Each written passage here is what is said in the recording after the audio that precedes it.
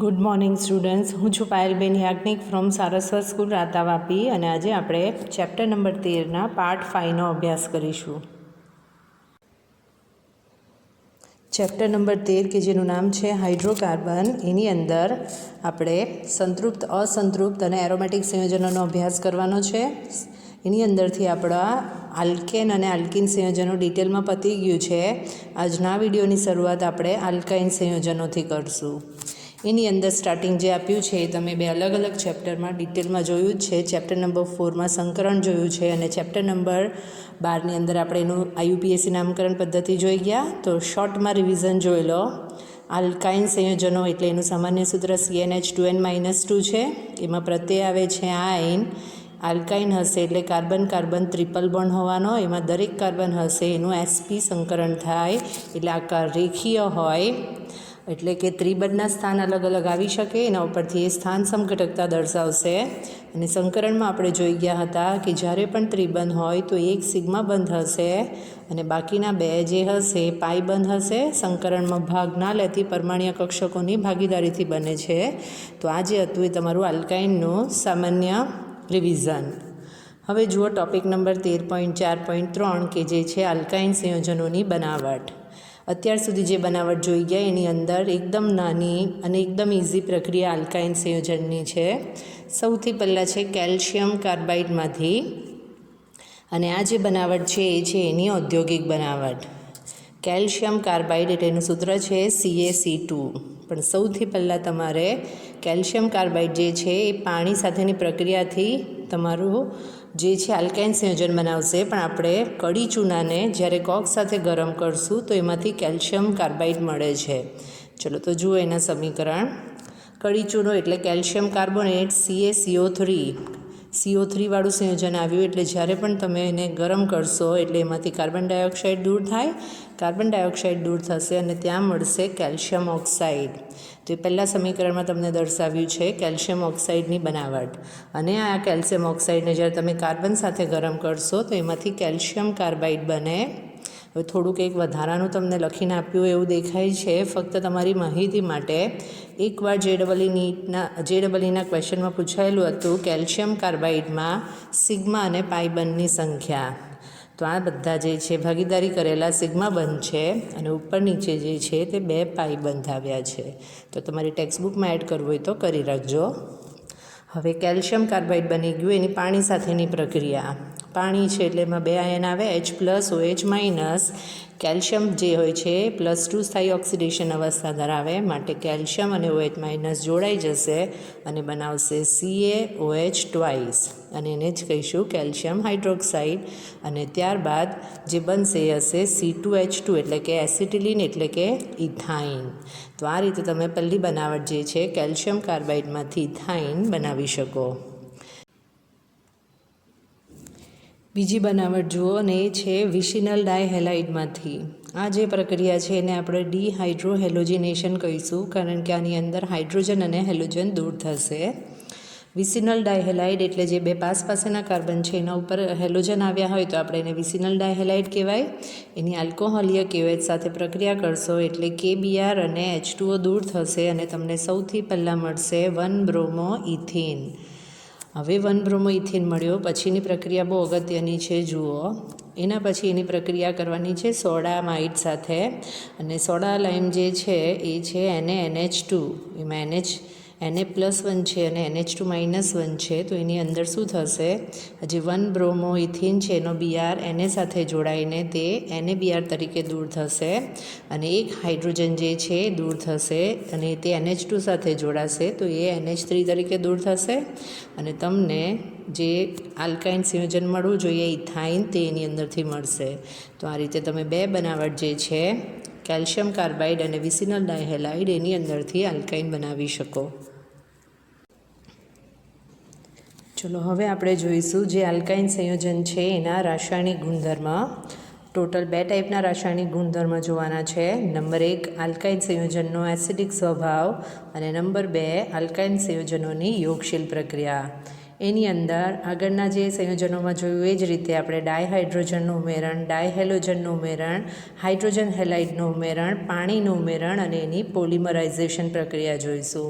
આ પણ એકદમ ઇઝી પ્રક્રિયા છે. સૌથી પહેલાં જુઓ આલ્કાઇનનો એસિડિક સ્વભાવ. તો ખાસ કરીને આ જે ગુણધર્મ છે ત્યાં લખી રાખો. JEE નીટનો ક્વેશ્ચન છે આ, સૌથી વધારે વાર એમાં પૂછાય છે, બોર્ડ લેવલે પણ બહુ કામનો છે. તો આપણે આલ્કાઇન સંયોજનો જોઈ ગયા. એનો પહેલો સભ્ય હતો CH ટ્રિપલ બોન્ડ CH. આ રીતે શરૂઆત કરી હતી. તો હાઇલાઇટ કરતા રહેજો આ સ્ટેટમેન્ટ, બહુ જ અગત્યનું સ્ટેટમેન્ટ છે, જે એવું કહે છે કે આલ્કાઇન સંયોજનના બધા જ હાઇડ્રોજન પરમાણુ જે આવેલા હશે તે એસિડિક સ્વભાવ ધરાવશે નહીં. તો પછી કયા હાઇડ્રોજન એસિડિક ગુણધર્મ એટલે પ્રોટોન મુક્ત કરે એની સાથે સંકળાયેલું કહેવાય, માટે અહીંયા વાત હાઇડ્રોજન પરમાણુની કરવામાં આવે છે. ફરીથી જુઓ તો આલ્કાઇન સંયોજનના બધા જ હાઇડ્રોજન પરમાણુ જે હશે એસિડિક નહીં હશે, પરંતુ માત્ર ત્રિબંધ ધરાવનાર કાર્બન પરમાણુ સાથે જે હાઇડ્રોજન જોડાયેલો હશે એ જ એસિડિક ગુણધર્મ ધરાવશે. એટલે તમારે યાદ રાખવું પડશે, કાર્બન સાથે જે પણ હાઇડ્રોજન જોડાયેલો હોય તો એ હાઇડ્રોજન હશે એને તમારે એસિડિક હાઇડ્રોજન ગણવાનો છે. તે સિવાયના કોઈ પણ કાર્બન આવ્યો હોય ને ત્યાં હાઇડ્રોજન હશે તો તેને એસિડિક સ્વભાવનો ગણવામાં આવશે નહીં. અને આપણે એની પ્રક્રિયા જોઈએ તો સૌથી પહેલાં ઇથાઇન છે એ સોડિયમ સાથે પ્રક્રિયા કરે. સોડિયમ +1 એટલે 1 ઇલેક્ટ્રોન આપશે, આ કાર્બન મેળવશે અને ત્યાંથી હાઇડ્રોજન દૂર થશે એટલે આપણે 1/2 H2 લખ્યું. એમાંથી બનાવશે પહેલાં મોનોસોડિયમ ઇથેનાઇડ. એના પછી તમે આ જે મોનોસોડિયમ ઇથેનાઇડ બન્યો છે એની ફરીથી સોડિયમ ધાતુ સાથે પ્રક્રિયા જોશો. ફરીથી સોડિયમ +1 છે એટલે અહીંયા આગળથી 1 હાઇડ્રોજન દૂર થશે, એને આપણે 1/2 H2 લખીએ અને ત્યાં બનશે સોડિયમ ઇથેનાઇડ ડાયસોડિયમ ઇથેનાઇડ. હવે તમે આ જ પ્રક્રિયાનું સમીકરણ સોડા લાઇમ સાથે પણ બતાવી શકો. તો જ્યારે Prop1 આયન છે એની સોડા લાઇમ સાથે પ્રક્રિયા કરો તો એમાં પણ સેમ પ્રક્રિયા થશે. Na+1 છે, અહીંયાથી એક પ્રોટોન દૂર થશે અને તે NH2 સાથે જોડાઈને NH3 બનાવશે અને અહીંયા બનશે સોડિયમ પ્રોપોનાઇટ. તો આ જે બધી પ્રક્રિયા છે એમાં પ્રોટોન તમારો દૂર થાય છે, એના ઉપરથી તમે કહી શકો કે એની એસિડિક ગુણધર્મ ધરાવે છે. હવે આ જે પ્રક્રિયાઓ છે આલ્કેન અને આલ્કિન સંયોજન આપતા નથી, તો તમને 2 ક્રમ આપ્યો છે. તો એમાં એ કેમ વધારે એસિડિક છે એનું રીઝન નથી આપ્યું, હું તમને સમજાવું, પછી તમારે ટેક્સ્ટબુકમાં એડ કરવું હોય તો કરી દેજો. પહેલું ઉદાહરણ છે ઇથાઇનનું, એના પછી છે Prop1 આયન અને પછી છે But2 આયન. તો એમાં કોણ વધારે એસિડિક છે? તો મેં તમને આગળ કીધું તેમ માત્ર ત્રિબંધ બનાવનાર કાર્બન પરમાણુ સાથે જોડાયેલો હાઇડ્રોજન જ એસિડિક સ્વભાવ ધરાવે એવું કીધું. આપણે આ સમીકરણમાં જોઈ ગયા છે એ જ હાઇડ્રોજન નીકળ્યો છે. તો એના ઉપરથી આપણે એવું કહી શકીએ કે જે આ ઇથાઇન છે એમાં 2 આવ્યા એસિડિક પ્રોટોન. Prop1 આયન છે એની અંદર 1 એસિડિક પ્રોટોન આવ્યો અને But2 આયન છે એમાં તો 1 પણ એસિડિક પ્રોટોન નથી. એના ઉપરથી આપણે એવું કહી શકીએ કે તમને ક્રમ લખીને આપ્યો છે તે રીતે ethyne greater than Prop1 ion greater than But2 ion. ખબર પડ્યું રીઝન? અને અગત્યનું આ બીજું છે ઉદાહરણ જેનું રીઝન તમને નથી આપ્યું, ખાસ લખજો.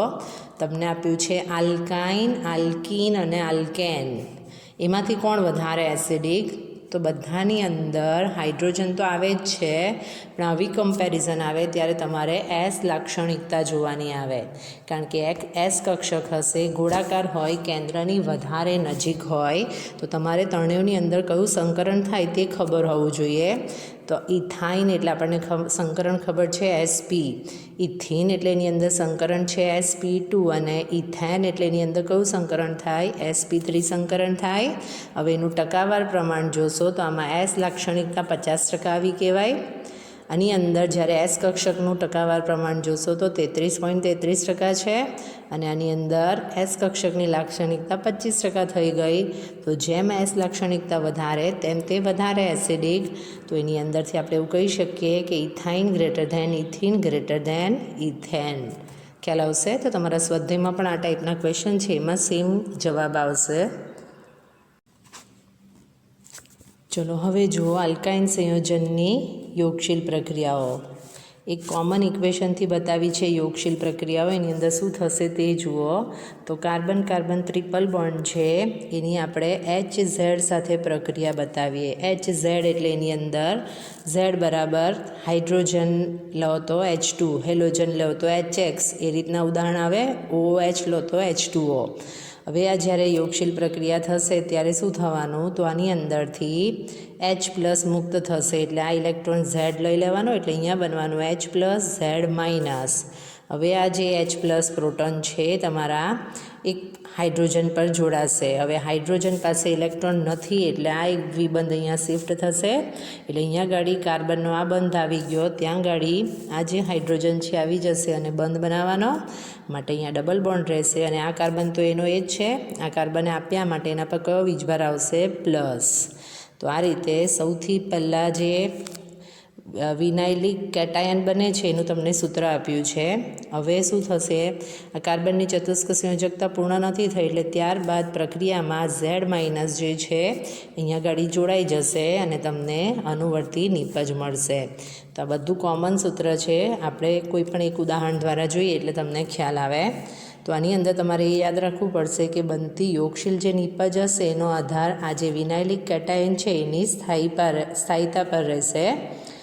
હવે જ્યારે અસંમિત આલ્કાઇન આવેલો હશે તો એમાં જે યોગશીલ પ્રક્રિયા થશે તો તમારે યાદ રાખવું પડશે કે માર્કોવ-નિકોવના નિયમ મુજબ થાય. એટલે કે જે કાર્બન પાસે ઓછા હાઇડ્રોજન હોય ત્યાં ગાડી તમારું વધારે વિદ્યુત ઋણ પ્રક્રિયક જોડાશે.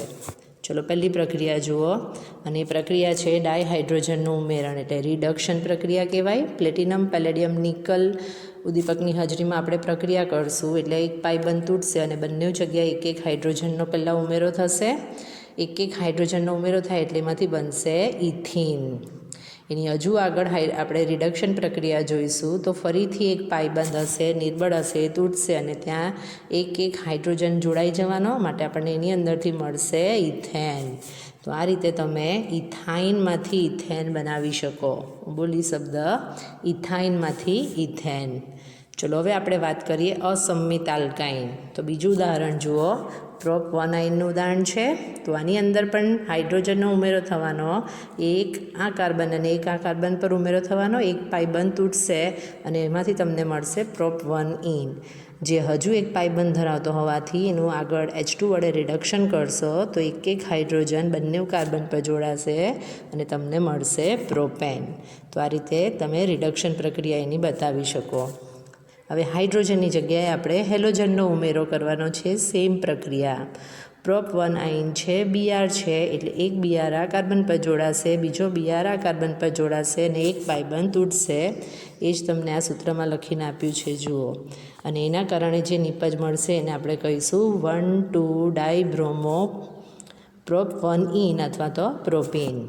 હજુ એક પાઇબંધ છે એટલે આપણે એની આગળ Br2 સાથે પ્રક્રિયા કરીએ તો આ જે વચ્ચેનો પાઇબંધ છે તે તૂટશે અને ફરીથી એક એક Br બંને કાર્બન ઉપર જોડાશે અને ત્યારે જે નિપજ મળશે એને આપણે આ બાજુથી નંબર આપીએ એટલે પહેલાં ને બીજા નંબર પર 2 વાર Br આવ્યા છે માટે એનું નામ બનશે 1122 ટેટ્રાબ્રોમો-પ્રોપેન.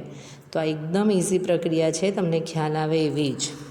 હવે આ પ્રક્રિયાથી CCl4માં બનાવેલા બ્રોમિન દ્રાવણનો લાલાશ પડતો કેસરી રંગ દૂર થાય.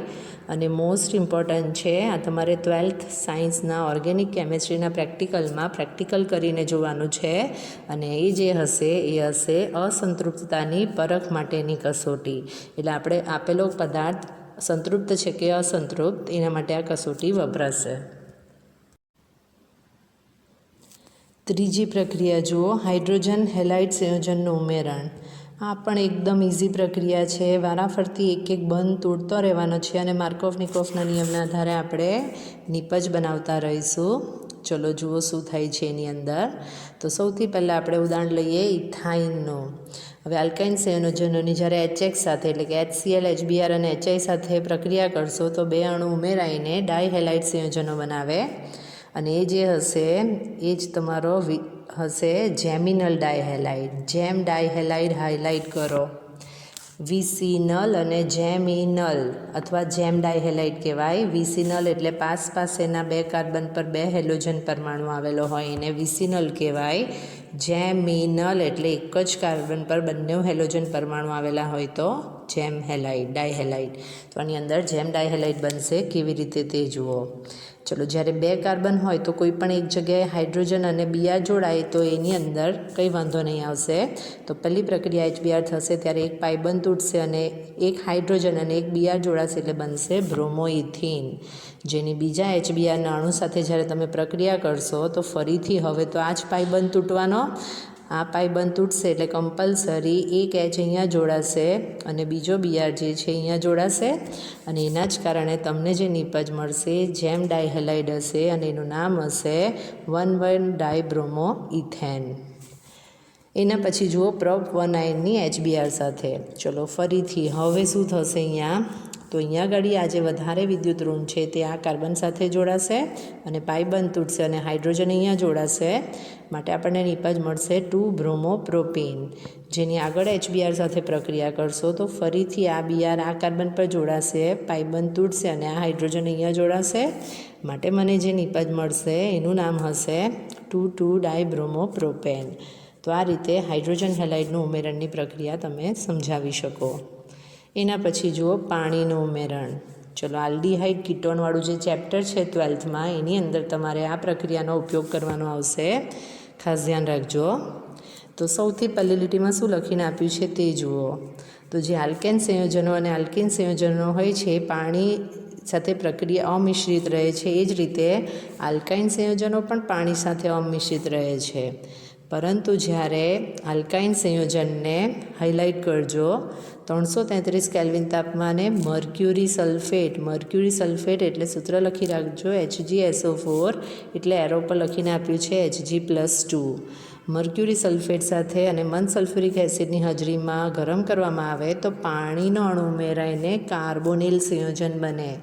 કાર્બોનિલ સંયોજન એટલે એવા સંયોજન જેની અંદર કાર્બન અને ઓક્સિજન એકબીજા સાથે ડબલ બોન્ડથી જોડાયેલા હોય. એટલે આલ્ડીહાઇડ આવે, કીટોન આવે, કાર્બોક્સિલિક એસિડ આવે, એ બધા સંયોજનો આવે. ચલો, તેનું સમીકરણ જુઓ. CH triple bond HOH. આની અંદર પણ આગળ મેં તમને કીધું એ રીતે મર્ક્યુરી સલ્ફેટ અને મંદ એસિડની હાજરીમાં 333 કેલ્વિન તાપમાને પ્રક્રિયા થાય એટલે એક કાર્બન પર હાઇડ્રોજન જોડાશે. અહીંયા બંને કાર્બન સરખા જ છે એટલે અહીંયા ગાડી OH જે છે કોઈ બી કાર્બન પર જોડાશે. હવે આ જે તમારો પ્રક્રિયક જોડાયો છે એની સમઘટકીકરણ પ્રક્રિયા થશે. સમઘટકીકરણ પ્રક્રિયા થશે ત્યારે શું થશે? તો આ જે O અને H છે એની સાથે કાર્બન અને H છે અને અહીંયા ગાડી ડબલ બોન્ડ CH2 છે. આ ઓક્સિજન પાસે હજુ પણ 2 પોતાના ઇલેક્ટ્રોન યુગ્મ છે તો અહીંયાથી પ્રોટોન નીકળશે એટલે આ 2 ઓક્સિજન અહીંયા આવી જવાના. ઓક્સિજન પર માઇનસ વીજભાર આવશે અને આ પ્રોટોન તમારો અહીંયા જોડાશે એટલે અહીંયા આ જે બંધ છે એ શિફ્ટ થશે એટલે આ બંધ શિફ્ટ થશે ને ત્યાં હાઇડ્રોજન જોડાય એટલે અહીંયા બની જશે CH3 single bond. C+H O double bond જે છે એ તો એનો જ રહેવાનો. તો એને વીજભારની દ્રષ્ટિએ બેલેન્સ કરવા ઇલેક્ટ્રોન યુગ્મ અહીંયા શિફ્ટ થશે અને ત્યાં ગાડી બની જશે કાર્બોનિલ સંયોજન CO. એટલે આ રીતનું સંયોજન બનશે જે અહીંયા તમને લખીને આપ્યું છે, મિકેનિઝમ નથી આપ્યું અને એ છે ઇથેનાલ. એટલે CH3CHOમાં રૂપાંતર થયેલું દેખાય છે તમને. એવું જ જ્યારે તમે અસંમિત આલ્કાઇન લેશો, દાખલા તરીકે પ્રોપ 1,9 એની પાણી સાથે પ્રક્રિયા કરશો મર્ક્યુરી સલ્ફેટ સાથે 333 કેલ્વિન તાપમાને મંદ H2SO4માં તો હવે મેં તમને કીધું તેમ આ જે OH છે કઈ જગ્યાએ જોડાશે? તો એ OH જે છે ઓછા હાઇડ્રોજન એટલે મિડલવાળો જે તમારો કાર્બન છે ત્યાં ગાડી OH જોડાશે અને એની સમઘટકીકરણની પ્રક્રિયામાં પણ મેં તમને આગળ શીખવાડ્યું એ જ રીતે પ્રોટોન નીકળશે, અહીંયા ઋણ વીજભાર આવવાનો અને એ બંધ અહીંયા શિફ્ટ થવાના એટલે અહીંયા કાર્બોનિલ સંયોજન બનવાનું અને પ્રોટોન એક જગ્યાએ જોડાશે એટલે અહીંયા શું મળવાનું છે તમને? કીટોન સંયોજન મળશે અને એ જ તમને લખીને આપ્યું છે પ્રોપેનોન. તો આ રીતે તમે પાણી સાથેની પ્રક્રિયા દર્શાવી શકો. એના પછીની લાસ્ટ પ્રક્રિયા જુઓ અને એ છે પોલિમરાઇઝેશન. પોલિમર અસંખ્ય અણુઓ ધરાવે અને જે અસંખ્ય અણુઓ દ્વારા પોલિમર બન્યો હોય એને આપણે મોનોમર કહીએ છીએ. તો એની અંદર આપણે બે ટાઈપના પોલિમરાઇઝેશન જોઈશું, રેખીય પોલિમરાઇઝેશન અને ચક્રીય પોલિમરાઇઝેશન. ચલો, રેખીય પોલિમરાઇઝેશન એટલે ઇથાઇનનું ઉદાહરણ લઈએ. ઇથાઇનમાં જ રેખીય પોલિમરાઇઝેશન થશે અને તમને પોલીએસિટિલિન અથવા તો પોલીઇથાઇન બને, જે ઊંચા અણીય ધરાવતો પોલીઇન છે. હવે એની અંદર જે મોનોમર હોવાનો એટલે કે જેનું વારાફરતી પુનરાવર્તન થશે, તમારો આ રીતનો મોનોમર હશે, CH double bond CH double bond CH. પોલિમરનું સૂત્ર લખવું હોય તો મોટો બ્રેકેટ કરવાનો, બ્રેકેટની બહાર અસંખ્ય અણુ હાજર છે દર્શાવવા માટે બ્રેકેટની બહાર આપણે N લખીએ છીએ. તો આ રીતે તમે પોલીઇનનું સૂત્ર લખી શકો. જે એકમનું પુનરાવર્તન થાય એ લખીને આપ્યો છે અને બ્રેકેટની બહાર N લખીને આપ્યું છે. હવે અનુકૂળ પરિસ્થિતિમાં આ પોલિમર જે હશે એ વીજ સુવાહક બને, આ એનો ઉપયોગ છે, બહુ અગત્યનો ઉપયોગ છે. અને પોલીએસિટિલિનની પાતળી ફિલ્મ બેટરીમાં ઇલેક્ટ્રોડ તરીકે વપરાય છે. એનો ઉપયોગનું મહત્ત્વ એ છે કે આ ફિલ્મ ધાતુ સુવાહક કરતાં વધુ સુવાહક હશે, વજનમાં હલકી હશે અને પ્રાઇઝમાં પણ સસ્તી હોય છે. તો આ રીતે તમે રેખીય પોલિમરાઇઝેશન સમજાવી શકો. હવે આના પછી જે ટૉપિક ભણવાના છે એના માટે બહુ અગત્યની થિયરી છે ચક્રીય પોલિમરાઇઝેશન. તો ઇથાઇનને લાલ ચોળ રક્તતપ્ત લોખંડની નળીમાંથી તાપમાન યાદ રાખજો 873 કેલ્વિન તાપમાને જ્યારે પસાર કરવામાં આવે તો એનું ચક્રીય ઓક્સિડેશન થાય છે અને તમને બેન્ઝીન મળે છે. અને આ જે પ્રક્રિયા થશે ત્યારે ઇથાઇનના 3 અણુનું પોલિમરાઇઝેશન થઈને બેન્ઝીન મળે છે. અને જે બેન્ઝીન વ્યુત્પન્નો રંગકો, ઔષધો અને અનેક કાર્બનિક સંયોજનો બનાવવા માટે વપરાય છે. હવે આ લીટી જુઓ તો જે એલિફેટિક સંયોજન છે એને એરોમેટિક સંયોજનમાં રૂપાંતર કરવાની આ સર્વોત્તમ પદ્ધતિ છે. એટલે બેન્ઝીન રિંગ વગરના અને બેન્ઝીન રિંગવાળા, બેન્ઝીન રિંગ વગરના હોય એને આપણે એલિફેટિક સંયોજન કહીશું અને બેન્ઝીન રિંગવાળા જે સંયોજન હશે એને આપણે એરોમેટિક સંયોજન કહીશું. તો તમે અહીંયા જોઈ શકો છો એલિફેટિકમાંથી એરોમેટિકમાં રૂપાંતર થાય છે. તો અહીંયા આગળ જુઓ 3 ઇથાઇનના અણુ લીધા છે એને લાલ તપ્ત લોખંડની પ્લેટ સાથે 873 કેલ્વિન તાપમાને જ્યારે પસાર કરશો તો એક એક બંધ જે છે અહીંયા આ રીતે શિફ્ટ થશે અને એનું રૂપાંતર C6H6 એટલે કે બેન્ઝીનની અંદર થશે.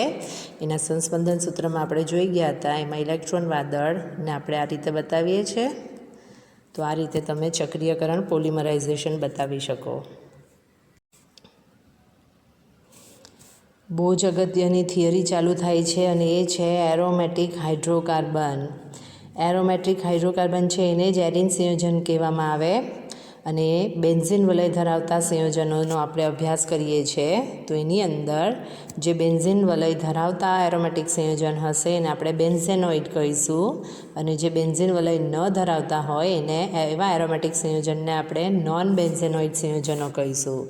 ચલો, તો સૌથી પહેલાં શરૂઆત કરીએ બેન્ઝીનની બનાવટથી. તો આ એક સવાલ જે છે તમને 3 માર્ક્સમાં પૂછી શકાય. એમાં તમારે પ્રક્રિયાના સમીકરણ લખીને સ્ટેટમેન્ટ લખવાના હોય. વ્યાપારી ધોરણે જે કોલ્ટાર હોય છે એની અંદરથી બેન્ઝીન મેળવવામાં આવે, પણ પ્રયોગશાળામાં આ જે 3 પદ્ધતિઓ આપી છે એમાંથી બેન્ઝીન બનાવાય. એમાંથી અત્યારની પહેલાંની જ થિયરીમાં આપણે ચક્રીય પોલિમરાઇઝેશન જોઈ ગયા. ઇથાઇનમાંથી બેન્ઝીનની બનાવટ એ તો રિપીટ પ્રક્રિયા છે. બીજી અગત્યની પ્રક્રિયા છે એરોમેટિક એસિડનું ડીકાર્બોક્સિલેશન. તો તમે જોઈ શકો છો કે કાર્બોક્સિલિક એસિડ, બેન્ઝોઇક એસિડનો સોડિયમ ક્ષાર એટલે આ છે સોડિયમ બેન્ઝોએટ, એની સોડા લાઇમ સાથે ડીકાર્બોક્સિલેશન પ્રક્રિયા કહેવાય. સોડા લાઇમ એટલે NaOH અને કેલ્શિયમ ઓક્સાઇડનું મિશ્રણ, ત્યારે Na2CO3 દૂર થશે અને એમાંથી બેન્ઝીન મળશે. અને લાસ્ટ બહુ અગત્યની પ્રક્રિયા છે ફિનોલનું રિડક્શન. ફિનોલની જ્યારે ઝિંક સાથે પ્રક્રિયા કરશો તો એમાંથી ઝિંક ઓક્સાઇડ દૂર થશે અને તમને મળશે બેન્ઝીન. હવે જ્યારે 3 માર્કમાં સવાલ પૂછાય તો અહીંયા મેં તમને માત્ર સમીકરણ લખીને આપ્યા છે અને મેં જે બોલીને સમજાવ્યું હતું આની સાથે પ્રક્રિયા કરવાથી, આ પ્રક્રિયા થવાથી નિપજ મળે એ બધા સ્ટેટમેન્ટ ફોર્મમાં તમારે સાથે લખવું પડે. ચલો, હવે જુઓ બેન્ઝીનની રાસાયણિક પ્રક્રિયાઓ. આનો પણ 12મા ધોરણમાં ઉપયોગ આવશે. તો જે એરિન સંયોજનો હશે એ 2 ટાઈપની પ્રક્રિયા આપે છે. ઇલેક્ટ્રોન અનુરાગી વિસ્થાપન પ્રક્રિયા અને વિશિષ્ટ પરિસ્થિતિમાં તેઓ યોગશીલ અને ઓક્સિડેશન પ્રક્રિયાઓ પણ આપે છે. તો સૌથી પહેલાં જુઓ ઇલેક્ટ્રોન અનુરાગી વિસ્થાપન પ્રક્રિયા કોને કહેવાય. ઇલેક્ટ્રોન અનુરાગી કોને કહેવાય મેં તમને ઓલરેડી સમજાવ્યું છે. પ્રાયોગિક સત્યોના આધારે SE સિમ્બોલ લખીને આપ્યું છે. એસ છે સબસ્ટિટ્યુશનલ એટલે કે વિસ્થાપન, અને છે તે ઇલેક્ટ્રોફેલિક એટલે કે ઇલેક્ટ્રોન અનુરાગી. તો તમે જ્યારે પણ બેન્ઝિનની ઇલેક્ટ્રોન અનુરાગી વિસ્થાપન પ્રક્રિયા જોશો તો એની અંદર ટોટલ 3 પ્રક્રિયા સમાયેલી છે. આ મિકેનિઝમ છે, આપણે સીધી પ્રક્રિયા જ જોવાની છે. તો સૌથી પહેલો તબક્કો છે એમાં ઇલેક્ટ્રોન અનુરાગી પ્રક્રિયકની ઉત્પત્તિ થશે. કેવી રીતે થશે? તો તમારે જે પણ ઇલેક્ટ્રોન અનુરાગી વિસ્થાપન પ્રક્રિયા જોવાની છે એ છે બેન્ઝિનનું ક્લોરિનેશન, આલ્કાઇલેશન, એસાઇલેશન. તો એની અંદર લુઈસ એસિડ તરીકે તમે નિર્જળ AlCl3નો હુમલો કરનાર પ્રક્રિયક સાથે પ્રક્રિયા કરીને ઇલેક્ટ્રોન અનુરાગી પ્રક્રિયક બનાવતા જોશો Cl+, R+, અને એસિટેટ આયન RCO+, અને એને જ કહેવાય એસાલિયમ આયન. ચલો હવે એની અંદર કેવી રીતે ઇલેક્ટ્રોન અનુરાગી આયન બને તે જુઓ. તો જ્યારે પણ તમે પ્રક્રિયાનું સમીકરણ જોશો તો એરો પર તમે લખેલું જોશો નિર્જળ AlCl3. એ ઉદ્દીપક તરીકે કાર્ય કરે છે અને એનું સપોઝ આપણે ક્લોરિનેશન પ્રક્રિયા જોઈએ. ક્લોરિનેશન એટલે ક્લોરિન દાખલ થવાનો. તો એની અંદર સૌથી પહેલાં આ ઇલેક્ટ્રોન જે છે ક્લોરિન લઈ લેશે એટલે એમાં Cl- બનવાનું અને આ એક બીજો Cl+ બનશે. તો આ જે Cl+ બને છે એ જ બને છે ઇલેક્ટ્રોન અનુરાગી આયન. અને આ Cl- AlCl3 સાથે જોડાઈને બનાવશે AlCl4-, કારણ કે એલ્યુમિનિયમ મેળવે છે. તો તમારા ક્લોરિનેશનની પ્રક્રિયામાં તમને એ જ સમીકરણ આપ્યું છે ક્લોરોનિયમ આયન અને AlCl4-. આલ્કાઇલેશન પ્રક્રિયા આલ્કાઇલ હેલાઇડની હાજરીમાં થાય. તો એની અંદર પણ આ ઇલેક્ટ્રોન યુગ્મ જે છે એ ક્લોરિન લઈ લે એટલે Cl- બનાવશે અને R+ બનાવશે. આલ્કાઇલેશન પ્રક્રિયામાં તમારો આલ્કાઇલ ગ્રુપ છે એ ઇલેક્ટ્રોન અનુરાગી આયન બનશે. એ પ્રક્રિયા પણ નિર્જળ AlCl3ની હાજરીમાં થાય એટલે ત્યાં AlCl4 બને. એની જગ્યાએ એસાઇલેશન જોશો તો એસિડિક એનહાઇડ્રાઇડ અથવા એસિટાઇલ ક્લોરાઇડ એટલે એની પ્રક્રિયા તમે જોશો તો આની સાથે થશે. આ પ્રક્રિયાની અંદર પણ આ ઇલેક્ટ્રોન યુગ્મ Cl લઈ લેશે એટલે અહીંયા બનવાનું RCO++ Cl-, અને આ જ Cl AlCl3 સાથે જોડાઈને બનાવશે AlCl4-1. તો મિકેનિઝમની અંદર આપણે બતાવશું, પ્રક્રિયામાં આપણે સીધું બતાવી દઈશું. ત્યારબાદ આપણે જોઈશું બેન્ઝિનનું નાઇટ્રેશન. બેન્ઝિનનું નાઇટ્રેશન જોશો તો એ પ્રક્રિયા સાંદ્ર HNO3 અને સાંદ્ર H2SO4ની હાજરીમાં થાય. H2SO4 ઉદ્દીપક તરીકે કાર્ય કરશે. તો એની અંદર 2 રીતે પ્રક્રિયા થશે. કેવી રીતે? તો સૌથી પહેલાં નાઇટ્રિક એસિડ HNO3 એની અંદર મેં તમને જે એરો કરીને બતાવ્યું છે એ રીતે આ જે હાઇડ્રોજન છે એ આ ઓક્સિજન સાથે જોડાશે અને અહીંયા ઓક્સિજન ઇલેક્ટ્રોન આપ્યા એટલે HOH+ વીજભાર આવવાનો. એની સાથે NO2 છે અને તેની જ અંદર ત્યારબાદ શું બાકી રહેશે? અહીંયા ગાડી આ ઇલેક્ટ્રોન યુગમાં અહીંયા શિફ્ટ થશે એટલે HSO4-1 બનવાનું અને આની અંદરથી પાણીનો અણુ દૂર થશે અને તમને NO2+ આયન બને એટલે નાઇટ્રેશન આવશે. ત્યારે તમારો ઇલેક્ટ્રોન અનુરાગી આયન બનશે નાઇટ્રો અને ત્યારે દૂર થશે -H2O. એ જ તમને બીજા તબક્કામાં લખીને આપ્યું છે. જુઓ, પ્રોટોનેટેડ નાઇટ્રિક એસિડ છે એમાંથી આ જે છે એ ઓક્સિજન પાસે જશે, H2O બનશે અને નાઇટ્રોનિયમ આયન બને છે. એના પછી જે બીજો તબક્કો છે એ છે કાર્બોકેટાયનની બનાવટ એટલે કે એરેનિયમ આયન. ચલો, ઇલેક્ટ્રોન અનુરાગી તો બની ગયો છે. તો ઇલેક્ટ્રોન અનુરાગી પ્રક્રિયકના હુમલાથી બેન્ઝિનના સિગ્મા સંકીર્ણ અથવા એરેનિયમ આયન બને છે કે જેમાં જે કાર્બન હશે એ sp3 સંકરણ ધરાવે. કેવી રીતે તે જુઓ. તો આ બેન્ઝિન છે એના ઇલેક્ટ્રોન અનુરાગી આયન ક્લોરિન, Ca3+, નાઇટ્રો કોઈ પણ હોઈ શકે. સૌથી પહેલાં આ જે બેન્ઝિન છે એની અંદર એક હાઇડ્રોજન આવેલો છે કારણ કે એમાં એકાંતરે દ્વિબંધ આવેલા છે એવું તમે ભણ્યા છો. હવે એની અંદરથી આ કાર્બન છે ત્યાં પણ હાઇડ્રોજન છે, અહીંયા પણ હાઇડ્રોજન છે. આની અંદરથી આ ઇલેક્ટ્રોન યુગ્મ અહીંયા આવે છે અને ત્યાં પ્રોટોન જોડાય છે એટલે અહીંયા H+ આવવાનું અને આ ઇલેક્ટ્રોન યુગ્મ આ કાર્બન પર તો રહેવાનું જ છે. આ કાર્બને આપ્યો હોવાથી અહીંયા ગાડી કયો વીજભાર આવશે? પ્લસ. તો પહેલા તબક્કામાં તમને એ જ લખીને આપ્યું છે. જુઓ, અહીંયા ગાડી પ્લસ વીજભાર આવ્યો, અહીંયા એચ અને ઈ લખ્યું છે. કેમ લખ્યું તે ખ્યાલ આવે? કાર્બન સાથેનો હાઇડ્રોજન આપણે બંધારણમાં બતાવતા નથી, પણ એ ઓલરેડી ત્યાં હાજર હોય જ છે. આપણે બેન્ઝિન રિંગનું અણુસૂત્ર લખ્યું છે, એનું બંધારણીય સૂત્ર જોશો તો તમારું આ રીતનું આવે છે. આ બંધ જે છે અહીંયા શિફ્ટ થાય છે, એટલે અહીંયા ગાડી ઈ જોડાવાનો, કારણ કે E+1 છે, અને આ કાર્બને આપ્યો એટલે ત્યાં શું આવવાનો? પ્લસ વીજભાર. અને હવે તમે જ્યારે જોશો તો આ કાર્બન જે છે એ સિંગલ બંધ આવી ગયો, માટે કયું સંકરણ ધરાવશે? sp3 સંકરણ. અને આ કાર્બન પર પ્લસ આવ્યો, સિગ્મા સંકીર્ણ બન્યો, એની અંદર સંસ્પંદન થશે અને સ્થિરતા પ્રાપ્ત કરશે. ચલો, સંસ્પંદન સૂત્ર તો બહુ બધા આપણે પ્રેક્ટિસ કર્યા છે. આ કાર્બનની ચતુષ્ક સંયોજકતા પૂર્ણ નથી થઈ, એટલે આ બંધ અહીંયા શિફ્ટ થવાનો, એટલે એ બંધ તમને અહીંયા લખીને આપ્યો છે. અને આ કાર્બને આપ્યો હોવાથી ત્યાં કયો વીજભાર આવવાનો? પ્લસ. ચલો, એની ચતુષ્ક સંયોજકતા પૂર્ણ કરવા આ ઇલેક્ટ્રોન યુગમાં અહીંયા શિફ્ટ થવાના, અને એના જ કારણે આ કાર્બને આપ્યો હોવાથી ત્યાં કયો વીજભાર આવવાનો? પ્લસ. હવે જુઓ, આ એવો તબક્કો આવ્યો છે કે હવે જો અહીંયા ગાડી જે કાર્બન છે એની ચતુષ્ક સંયોજકતા પૂર્ણ કરવી હોય તો અહીંયા ગાડી તો કોઈ બંધ નથી, એટલે કમ્પલસરી આ જે sp3 કાર્બન છે ત્યાં આવ્યો, અને એની આગળ તમે એવું કહી શકો કે ઇલેક્ટ્રોનનું વિસ્થાનીકરણ અટકી જાય. કેમ અટકી જશે? તો એનું રીઝન મેં તમને કીધું તેમ, એ જે કાર્બન હશે sp3 સંકૃત કાર્બન પરમાણુ આગળનો છે, માટે ત્યાં ગાડી ઇલેક્ટ્રોનનું વિસ્થાનીકરણ અટકી જાય, જેને કારણે સિગ્મા સંકીર્ણ અથવા એરેનિયમ આયન એરોમેટિક ગુણ ગુમાવી દે. હવે એરોમેટિક ગુણ ગુમાવી દે એવું તો બનશે જ નહીં, તો ત્રીજા લાસ્ટ તબક્કામાં શું થશે? તો અહીંયા જે sp3 કાર્બન છે એ પ્રોટોન ગુમાવી દે. એ પોતે પ્રોટોન ગુમાવી દે એટલે આ બંધ જે છે તે અહીંયા બેન્ઝિન રિંગની અંદર શિફ્ટ થઈ જવાનો, અને તમારી ઇલેક્ટ્રોન અનુરાગી વિસ્થાપન પ્રક્રિયા પૂર્ણ થશે. એરોમેટિક ગુણને પુનઃ પ્રાપ્ત કરવા સિગ્મા સંકીર્ણમાં રહેલા sp3 સંકૃત કાર્બન પર AlCl4 હેલોજિનેશન, આલ્કાઇલેશન, એસાઇલેશનના કિસ્સામાં, અને HSO4- આલ્કાઇલેશન, એસાઇલેશનના કિસ્સામાં HSO4- નાઇટ્રેશનના કિસ્સામાં હુમલા દ્વારા પ્રોટોન ગુમાવે. એટલે અહીંયા ગાડીથી પ્રોટોન નીકળી જશે, આ બંધ અહીંયા શિફ્ટ થશે અને તમને નિપજ મળી જશે. એટલે જ્યારે તમારી લાસ્ટ તમારી નાઇટ્રેશનની પ્રક્રિયા હશે તો તમે H2SO4નો ઉપયોગ કરો છો, તો ત્યાં ગાડી HSO4- સાથે પ્રક્રિયા કરીને H2SO4 બનાવે.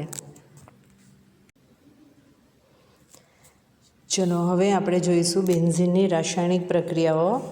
અહીંયા તમને કંઈક ચાર્ટ બનાવીને આપ્યું હોય એવું લાગે. તમે શોર્ટમાં બેન્ઝિનની બધી પ્રક્રિયા યાદ રાખી શકો, પ્લસ 12મા ધોરણમાં તમને આ ચાર્ટ બહુ કામ આવશે.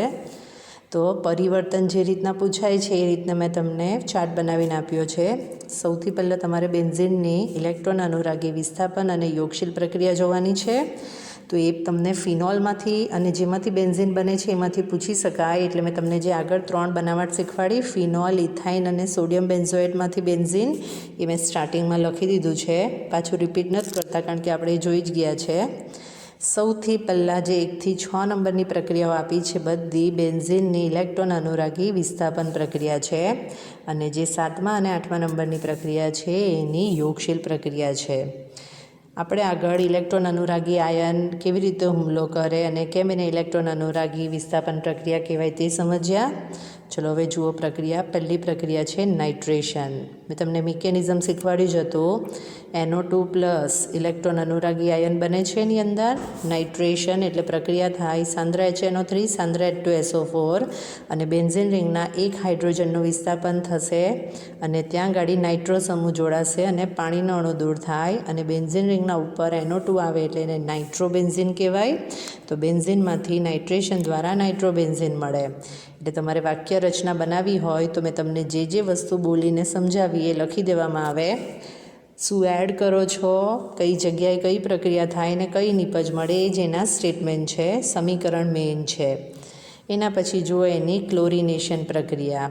ક્લોરિનેશન એટલે તમારો જે ક્લોરિન છે ઇલેક્ટ્રોન અનુરાગી આયન બને છે. ક્લોરિનેશન પ્રક્રિયા આપણી નિર્જળ AlCl3ની હાજરીમાં પ્રક્રિયા થાય.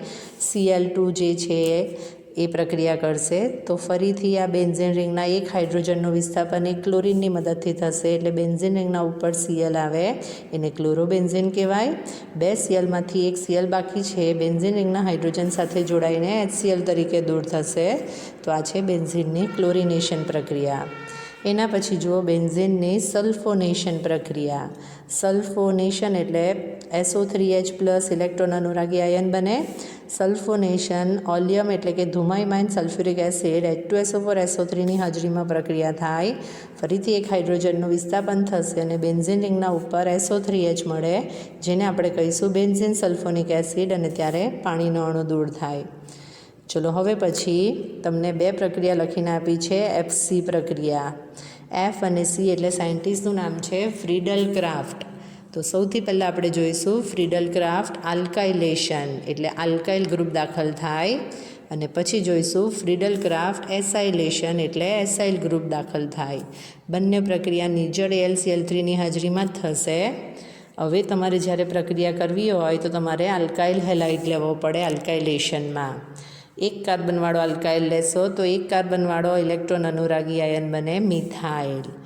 2 કાર્બનવાળો આલ્કાઇલ લેશો તો ઇથાઇલ ઇલેક્ટ્રોન અનુરાગી આયન બને.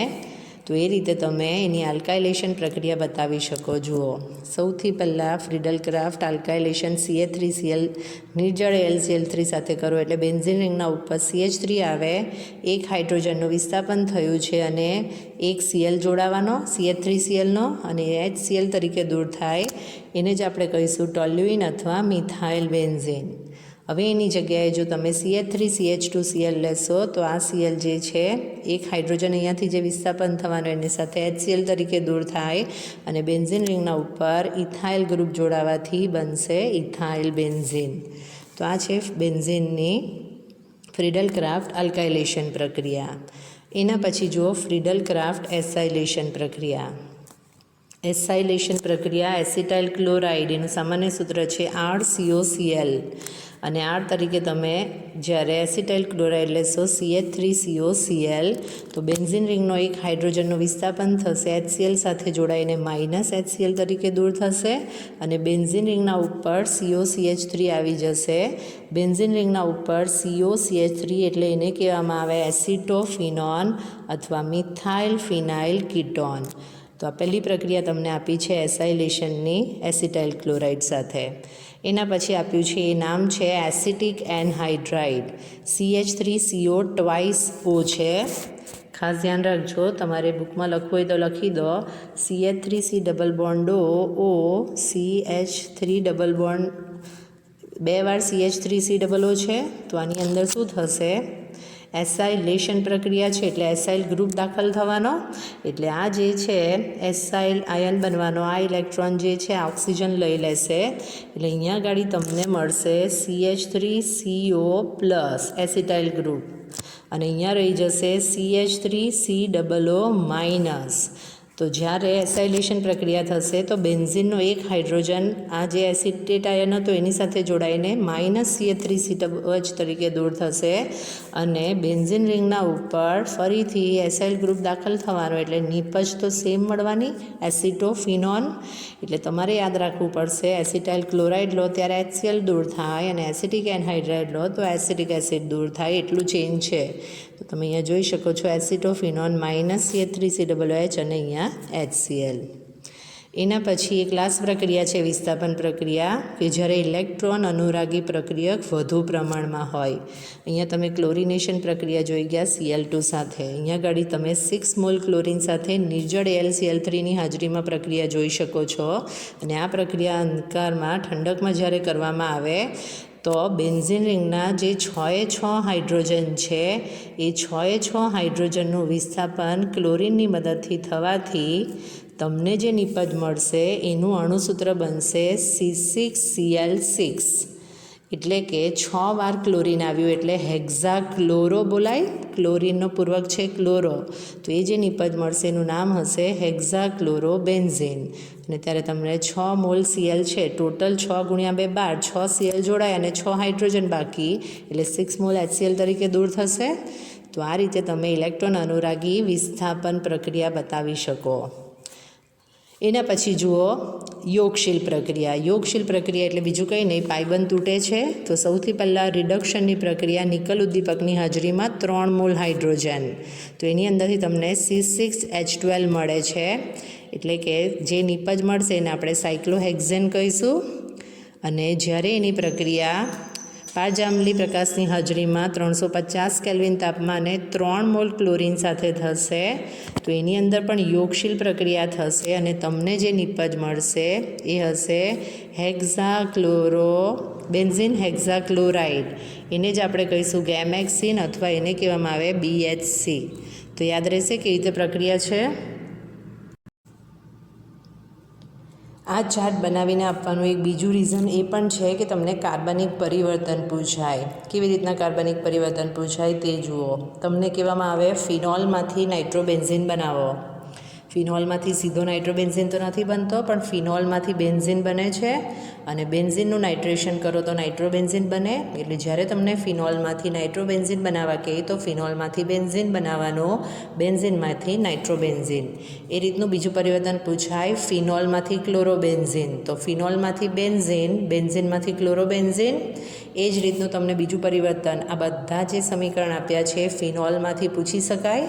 તો ફિનોલમાંથી બેન્ઝીન બનાવવાનું અને બેન્ઝીનની અંદરથી અહીંયા જે પણ પ્રક્રિયા સમજાવી એ રીતના પરિવર્તન તમે બનાવી શકો.